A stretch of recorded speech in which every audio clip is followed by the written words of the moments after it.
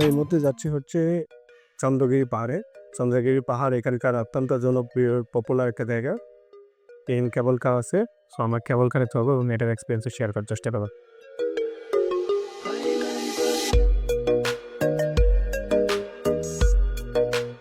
কাঠমান্ডু থেকে 20 কিলোমিটার দূরে অবস্থিত চন্দ্রগিরি পাহাড়। তবে কাঠমান্ডু শহর থেকে আপনি চাইলে অটো অথবা বাসে করে যেতে পারবেন।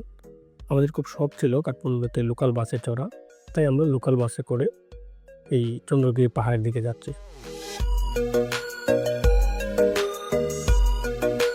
আমরা হচ্ছে এই বাসে চড়ে আসছি কালাঙ্কি থেকে চন্দ্রগিরি হিলসে উঠবো, অ্যান্ড এটাই হচ্ছে মেইন জায়গা।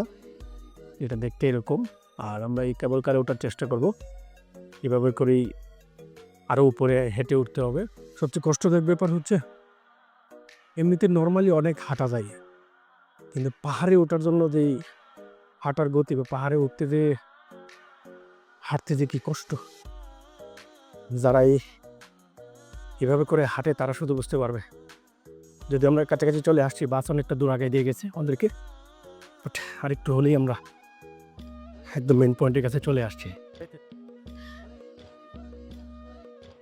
এটা হচ্ছে চন্দ্রনাথ পাহাড়ের চিপা দিয়ে সবজি চাষ হচ্ছে মনে হচ্ছে। এগুলো প্রচুর সবজি আছে এখানে, আচার আছে, পাখির খাবার আছে, মানুষের খাবার আছে, আর সুন্দর সুন্দর জিনিস দেখতে পাবেন। যদি আপনার প্রিয়জনদেরকে গিফট দিতে চান, এখান থেকে নিতে পারেন। চন্দ্রগিরি হিলস এর মেইন গেট, যেটা দিয়ে আমরা একদম অফিসিয়ালি চন্দ্রগিরির ভিতরে যাচ্ছি। এটা হচ্ছে কেবল কারের কাউন্টার। আমরা হচ্ছে টিকিট কাটবো এখন। যান যান যান, সামনে আগান। কতজন? 18টা টিকিট নেবেন। এটা হচ্ছে প্রাইস চার্ট। নেপালিদের জন্য 495 ওয়ান ওয়ে, যেখানে সার্বভৌত মানে আমাদের জন্য 97 one way, and both are same. 18 ticket.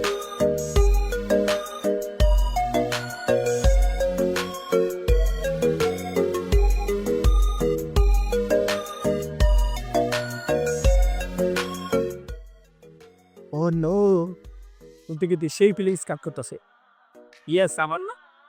Yes, শুধু আমরাই। হ্যাঁ, তাহলে দেখো আস্তে আস্তে উপর দিকে চলে যাচ্ছি। এদিকটা ভিউটা দিকে এখন তো ঠিক আছে। আপনি শোয়া মেকিন্ডের ভিউটা জাস্ট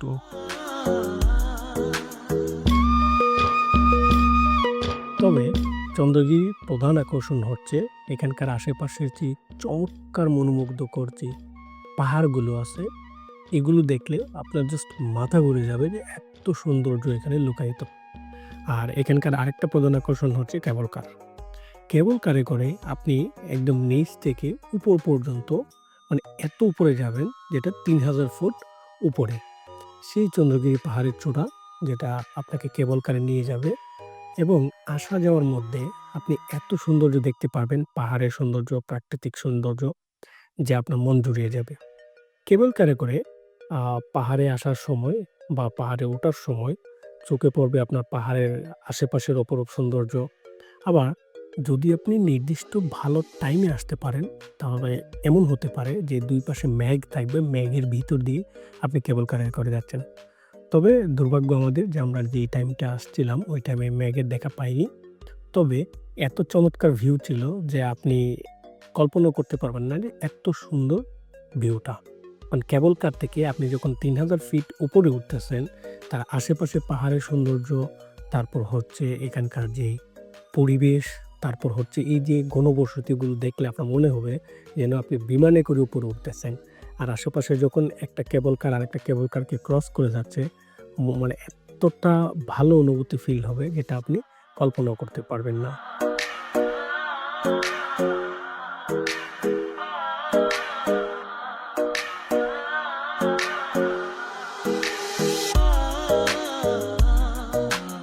কিন্তু সেফ জোনে রাখেন সবাই। চলেন, খুলে গেছে, নামেন, খুলছে।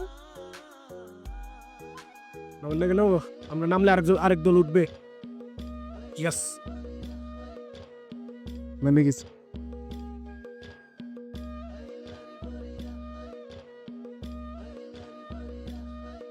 মাই god, what a nice view, just অসাধারণ। এই হচ্ছে আসল হিল।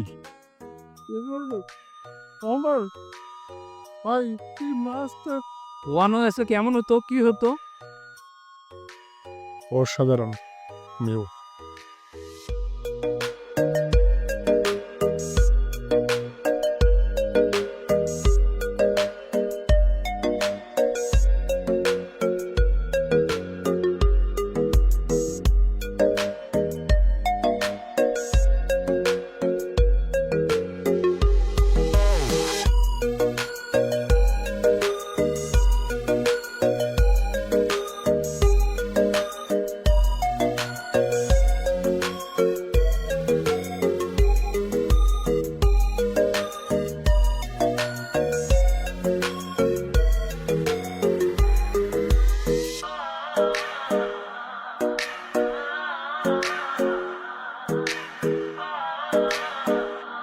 ভাই জ্যাকেট ট্যাকেট পুরাই ঠান্ডা হয়ে গেছে, বুঝলাম না এখানে এত ঠান্ডা পেতে আসলো।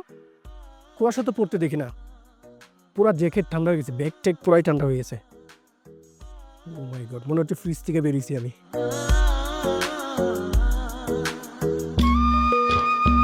জাস্ট নেপালে যদি আপনি আসেন এই চন্দ্রগিরি চূড়ায় অবশ্যই আসবেন কেবল কারে করে।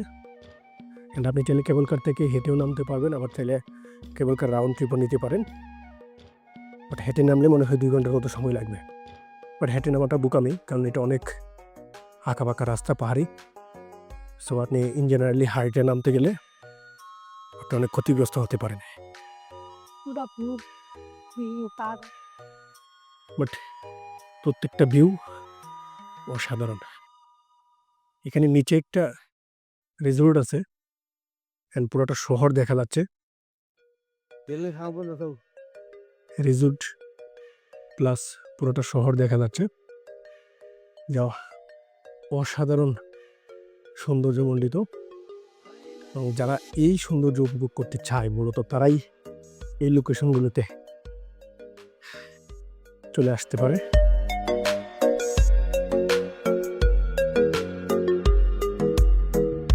ও মাই গড, জাস্ট অসাধারণ। চারপাশে কুয়াশা দেখা যাচ্ছে, কিন্তু আদৌ কুয়াশা আছে কিনা জানি না, কারণ জ্যাকেট ব্যাগ সব কিছু ভিজে গেছে। মিন্স এখানে বৃষ্টি দেখতে পাচ্ছি না বা কুয়াশাও দেখতে পাচ্ছি না, কিন্তু ঠান্ডা বরফ হয়ে গেছে।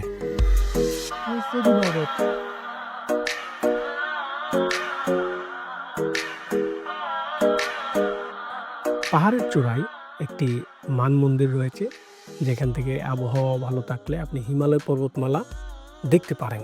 তবে মান মন্দিরে ঢুকতে এখানে 50 রুপির মতো লাগে।